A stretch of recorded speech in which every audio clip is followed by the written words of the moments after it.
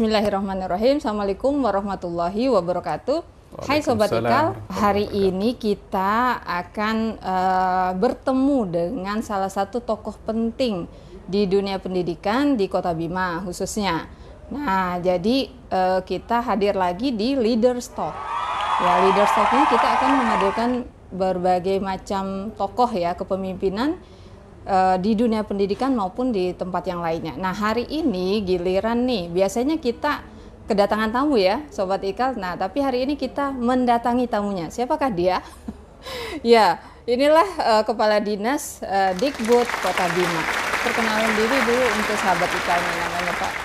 Makasih sahabat Ikal. Assalamualaikum warahmatullahi wabarakatuh. Waalaikumsalam warahmatullahi wabarakatuh. Nama saya Dr. Andres Haji Supratman MAP, Kepala Dinas Pendidikan dan Kebudayaan Kota Bima. Iya. Nah, gimana kabar Pak? Sehat Alhamdulillah, Pak? sehat-sehat. Ya. Mohon maaf Pak, kita ganggu. Dipersilakan. Iya.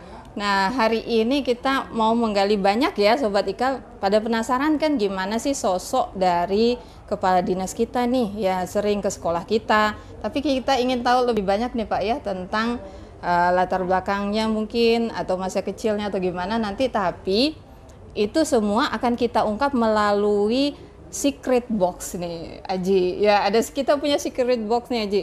Nah, mungkin nanti tim Ikal bisa menjelaskan nih bagaimana sih permainan kita hari ini. Gimana? Nah, Aji, di depan Aji sama Ustazah ini sudah ada box itu. Di box itu ada pertanyaan-pertanyaan yang akan mengungkap sisi lain dari kedua leaders kita. Iya. Nah, nanti masing-masing ngambil satu pertanyaan. Iya. Nanti pertanyaan, misalnya Aji ngambil pertanyaan nanti untuk Ustazah Erni. Terus nanti Ustazah Erni ngambil pertanyaan untuk Aji. Begitu seterusnya. Nanti bisa sambil sharing jawaban ya. Siap main Aji? Siap. Silakan Ji. Mau ambil dulu. Bismillahirrahmanirrahim. Ini kan pertanyaan untuk saya. Ustazah. Iya. Apa tuh pertanyaannya? Menurut saya, ya, kerja tim akan gagal jika. Kerja tim akan gagal jika tidak ada komunikasi Aji. Nah, itu menurut saya. Karena komunikasi ini penting sekali ya Sobat Ikal ya. Bagaimana kita mau menyampaikan pesan apa yang ingin kita lakukan bersama jika tidak ada komunikasi ya Aji ya? Iya. Kalau menurut Aji gimana? Ya, betul sekali Bapak sekalian, saudara-saudaraku, bahwa keberhasilan itu ditentukan oleh kualitas komunikasi kita, ya, communication. Ya, karena itu Bapak Ibu sekalian, hal-hal yang perlu kita perhatikan adalah yang terkait dengan teknik berkomunikasi benar-benar kepada komunikan atau penerima penerima pesan. Betul. Jadi ada dua unsur yang menentukan, yaitu komunikasi dan komunikan. Ya. Jadi karena itu tentu hal ini kita harus pahami strategi komunikasi, sehingga pesan yang kita sampaikan bisa sampai dan bisa berdampak positif ya, terhadap pesan yang disampaikan, kira-kira seperti itu. Iya, benar sekali Bi. Kita lanjut ya. Sekarang saya mengambil Aji untuk Aji nih. Jereng. Jangan deg-degan Ji ya. Nah, pertanyaan selanjutnya. Sosok pemimpin ideal menurut saya. Siapa Ji? Pemimpin ideal. Pemimpin ideal itu adalah yang pertama ya. Unsur yang harus dimiliki oleh seorang pemimpin yang pertama itu amanah. Amanah. Ya, amanah. Jadi karena pemimpin itu adalah merupakan kepercayaan ya. Baik kepercayaan itu datangnya dari Tuhan Allah Subhanahu Wa Taala, kemudian digerakkan hatinya kepada pemimpin yang memberikan kepercayaan kepada kita. Karena itu yang pertama kepercayaan ya, amanah. Amanah. Kemudian yang kedua, tentu hal yang sangat prinsip yang kita miliki adalah wawasan kita ya di dalam memimpin. ya suatu organisasi. Berarti harus cerdas ya, Haji? Harus cerdas. Pemimpin itu tidak perlu pintar-pintar, tapi dia harus cerdas. Cerdas ya. Ya, harus cerdas. Pintar beda ya sama cerdas. Pintar beda dengan cerdas ya. Cerdas itu adalah mampu ya menerjemahkan ya seluruh program kegiatan yang ada dalam organisasi. Gitu. Sehingga organisasi bisa berjalan. Antara lain tadi masalah komunikasi ya. Kemudian kita harus memahami karakter daripada seluruh staf kita. Karena tidak mungkin kita menerapkan ya pendekatan ya komunikasi yang sama dengan seluruh bawahan. Beda-beda karena tergantung karakter. Karena memahami karakter itu adalah yang menentukan keberhasilan komunikasi kita atau penyampaian informasi-informasi yang terkait dengan program kita. Jadi itu. Luar biasa, Ji. Selanjutnya lanjut ya, Ji. Main lagi sekali ya. Iya. Silakan, Ji. Sampai habis ya? Boleh. Enggak juga. Oke, selanjutnya ceritakan sedikit tentang pola asuh orang tua yang paling membekas sampai sekarang. Jadi pola asuh orang tua yang paling membekas. Iya. Jadi kalau orang tua saya, Ji, yang pertama kalau bapak ini disiplin. Nah, disiplin nih beliau itu kerjanya di kantor pajak dulu, Ji. Beliau ini pegawai pajak. Nah, selalu masuk itu pasti pagi sampai sore kan, kerjanya sampai sore. Nggak pernah libur beliau itu. Nggak pernah mau malas-malasan kerja, itu pasti setiap hari pasti ya kerja gitu. Mau sakit mau apa dia usahakan berangkat kerja gitu. Itu sih yang ditanamkan ke kita. Yang kedua disiplin sholat, Ji. Nah, beliau ini selalu sholat berjamaah itu dengan kita di rumah jika dia tidak ke masjid ya. Biasanya dia sholat berjamaah dengan kita. Yang berkesan sekali itu di Ramadan tuh, Ji. Ramadan tuh taraweh biasanya kita kalau nggak ke masjid ya di rumah begitu. Nah, kalau ibu itu biasanya ya ibu ya kasih sayang ya, lebih ke kasih sayang. Mungkin orang tua Aji juga. Oke, jadi biar sahabat kita lebih tahu nih. Pada prinsipnya pola asuh orang tua itu sebenarnya ya tidak terlalu jauh beda ya. Karena bagaimanapun juga ya para orang tua itu menghendaki anak-anaknya berhasil. Iya, betul. Ya, karena itu memang yang pertama adalah masalah disiplin. Iya, benar. Itu udah pasti. Ya, masalah disiplin kalau sholat, karena ini sholat kan kewajiban ya mestinya, tetapi karena namanya anak-anak kita harus dilatih. Nah, kadang ada orang anak-anaknya yang mengikuti, tapi kadang-kadang ada anak-anak yang mengutamakan bermain sehingga lupa sholat. Di sini diperlukan ya kesabaran para orang tua dalam mengasuh dan membimbing anak. Termasuk saya dulu dalam mengasuh disiplin beragama yang nomor 1 ya. Kemudian disiplin menjalankan kewajiban saya selaku siswa dan pelajar. Nah, ini dua hal yang pokok yang menjadi agama dan pelajaran agama dan pelajaran itu waktu masa anak-anak. Kemudian ada juga disiplin tugas tambahan yang diberikan oleh orang tua. Apa itu tugas tambahan? Tugas tambahan itu biasanya kalau kita ya di desa itu kan petani ya. Petani ya kita melaksanakan tugas-tugas bantu orang tua. Tapi itu sudah ditentukan jam-jamnya. Nah, tidak mengganggu sekolah. Tidak mengganggu sekolah karena para orang tua sudah mengatur waktu-waktu itu ya sesuai dengan kewajiban kita selaku anak. Nah, ini. Cuman permasalahannya ketika kita selaku anak-anak ya mengabaikan perintah ini. Dan tidak sedikit. Namanya anak, Ji. Iya, karena anak-anak itu identik dengan main waktu main. Ini yang memang belajarnya diperlukan anak kesabaran. Dengan bermain. Nah, ini. Kesabaran kita sebagai orang tua ya, Pak. Orang tua. Iya. Nah, sekarang terakhir mungkin ya untuk Aji nih. Jadi saya ngambil kan pertanyaannya.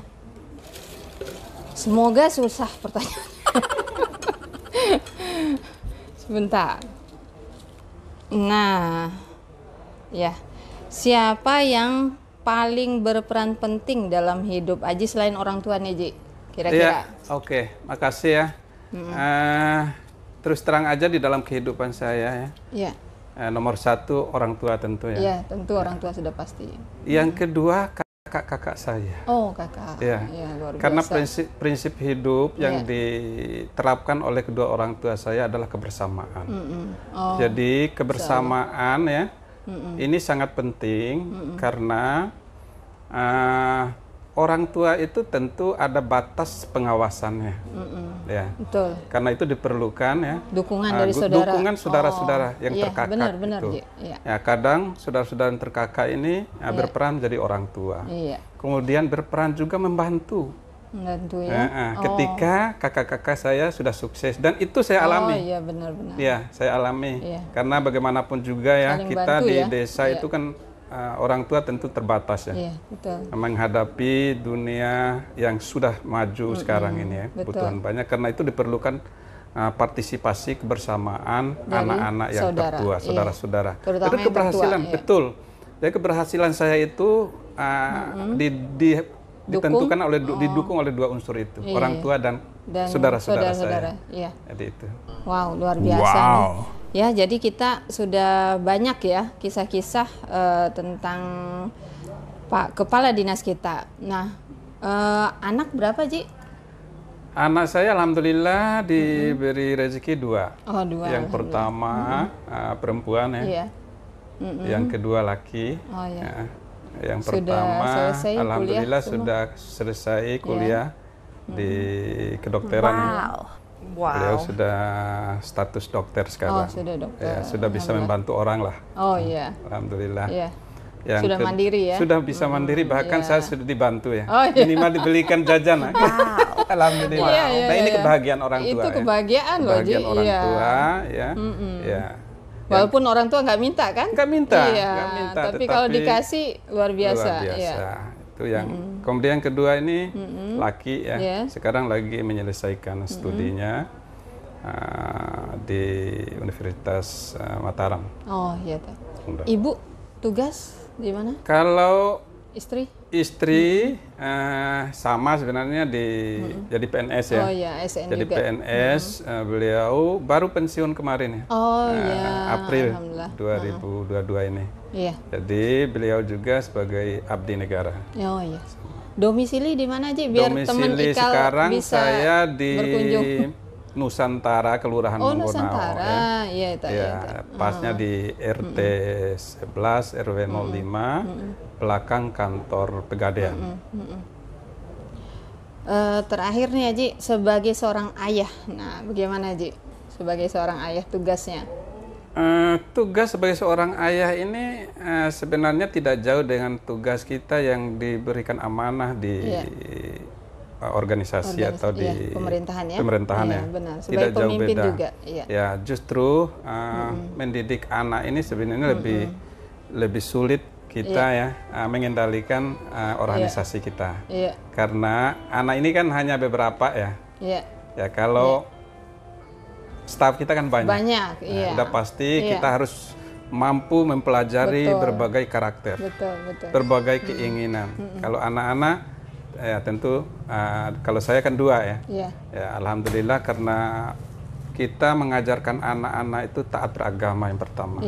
Kalau anak-anak sudah punya bekal agama, apapun yang kita sampaikan, apapun harapan yang kita ajarkan pasti nyampe, pasti diindahkan. Yang walaupun ada namanya anak-anak kan, tetapi nah itu ada yang diikuti, ada yang enggak sih. Iya wajar, namanya anak-anak kan. Tetapi minimal anak-anak kita mampu kita kendalikan sesuai dengan ajaran agama yang kita anut. Gitu. Ya, terakhir nih Ji, sebagai pemimpin menghadapi Merdeka Belajar sekarang nih Ji, gimana nih pendapatnya Ji? Iya, alhamdulillah ya dunia pendidikan ini semakin berkembang sesuai dengan tuntutan perkembangan dunia tentunya. Karena itu Merdeka Belajar ini adalah merupakan solusi yang sangat ampuh yang sangat luar biasa yang dicetus oleh Mas Menteri kita. Karena dengan kebijakan Merdeka Belajar ini, yang pertama tentu ada program-program prioritas yang mendukung Merdeka Belajar itu, antara lain sudah dicanangkannya sekolah penggerak. Nah, sekolah penggerak ini akan didampingi sumber dayanya itu selama 3 tahun. 3 tahun, iya, bisa dibayangkan, betul. bisa dibayangkan.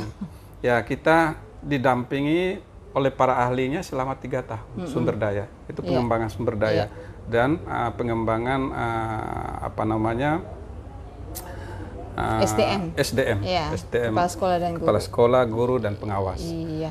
Nih, kemudian ada juga program yang sangat apa namanya esensial ya, guru penggerak. Nah, guru penggerak ini juga akan didampingi, sangat berperan terhadap program sekolah penggerak. Betul. Ya, itu bagian daripada mesin pada sekolah penggerak. Betul. Karena dengan adanya guru penggerak ini, ya, mereka dibekali menjadi pemimpin pembelajaran, kemudian untuk menghimpun potensi ekosistem yang ada di satuan pendidikan menjadi sumber daya yang bergerak terus, tidak pernah henti untuk maju dan berkembang. Nah, kemudian banyak program-program lain, misalnya organisasi penggerak, dan ini juga sangat berperan penting dalam saling berkolaborasi dan bersinergi untuk tujuan akhir kita, yaitu transformasi pendidikan dan transformasi teknologi. Betul. Karena itu ada 4 kebijakan pokok. Yang pertama adalah pengembangan sumber daya guru, kepala sekolah dan pengawas. Kemudian adanya pembelajaran paradigma baru. Sekarang ini tidak lagi berpusat pada guru pembelajaran, tapi pembelajaran berpusat pada siswa. Kemudian ada juga perencanaan berbasis data. Karena itu hasil AN yang merupakan satu kebijakan program prioritas yang dulu jadi dari ujian menjadi asesmen dan untuk mengetahui postur satuan pendidikan masing-masing. Betul. Ya, alhamdulillah dengan dasar itulah nanti pada 2023 ada dan wajib kita melakukan perencanaan berbasis data. Iya, betul. Kami sangat terbantu ya. Iya. Kemudian yang berikut adalah digitalisasi sekolah. Dan ini adalah mendukung transformasi teknologi pada sekolah, pada satuan pendidikan. Jadi guru-guru dianjurkan untuk bisa menguasai teknologi sesuai dengan kebutuhan di satuan pendidikan, minimal itu standar minimalnya. Ya, karena untuk menjawab permasalahan di dunia pendidikan sekarang ini, kita harus dibekali dengan kemampuan berteknologi juga. Begitu juga nanti anak-anak. Kita harus mengajarkan anak-anak supaya mereka mampu untuk menguasai teknologi. Karena perkembangan dunia sekarang ini menuntut sumber daya itu untuk menguasai teknologi. Itulah pesan untuk Sobat Ikal, Ji. Ya, Sobat Ikal ini ada anak-anak, ada orang tua nih, Ji. Kira-kira apa nih pesannya? Sobat Ikal yang saya banggakan dan saya muliakan, untuk anak-anakku sekalian, ya, modal utama keberhasilan kita adalah, keberhasilan anak-anak adalah taat terhadap perintah orang tua, taat terhadap perintah dan aturan yang diterapkan di sekolah. Itu kesuksesan. Ya. Tidak ada anak-anak yang bandel yang sukses. Perlu digarisbawahi anak-anakku sekalian ya. Kemudian yang kedua, orang tua harus peduli terhadap anak-anak. Sekarang dunia kita ini sudah sangat konsen dengan isi dunia. Sehingga kita lupa kadang-kadang kewajiban kita terhadap anak kita. Oleh sebab itu saya berharap lewat kesempatan ini kepada seluruh orang tua termasuk saya ya. Mari kita peduli terhadap anak-anak kita, peduli terhadap generasi kita. Mudah-mudahan generasi inilah yang nanti akan menjadi kebanggaan ya keluarga, agama, bangsa dan negara ini. Demikian. Terima kasih banyak, Ji. Ada sedikit souvenir dari Sobat Ikal nih, Ji. Ada nggak? Apa tuh? Nah, kebetulan kita ada event Ikal EduFest ya, Ji ya. Nah, ini kita ada kaos Ikal EduFest. Iya. Langsung saya pakai toh? Boleh. Motonya tadi, Ji, be the best version of you. For Indonesia. Ya, for Indonesia. Nah, ini di baliknya, Ji, kita lihat. Nah. Ini luar biasa ya. Iya. Ini merupakan cita-cita ya? Iya. cita-cita, visi dan misi kita. Ya, jadi versi terbaik kita ya anak-anak ya. Anak-anak. Mari kita dukung, mudah-mudahan sukses terus. Ya. Ihsan Kamil. Ya. Demikian Sobat IKA, sampai ketemu di Leaders Talk selanjutnya. Terima kasih. Wassalamualaikum warahmatullahi wabarakatuh. Salam.